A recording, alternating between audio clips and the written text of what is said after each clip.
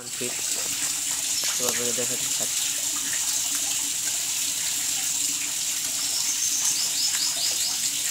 চলছে ভিয়েতনামি শৈল। এই মাছটি ট্যাঙ্কিতে চাষ করলে খুবই ভালো।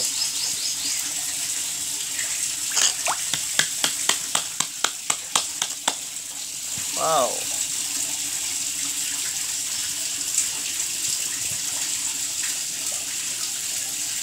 যেসব মাছ আপনারা চাষ করতে চান তাহলে আমাদের সাথে যোগাযোগ করতে পারেন এবং কি ভিয়েতনামি শৈল আপনারা আমাদের কাছ থেকে নিতে পারেন। দেখেন কিভাবে খাচ্ছে। ওয়াও,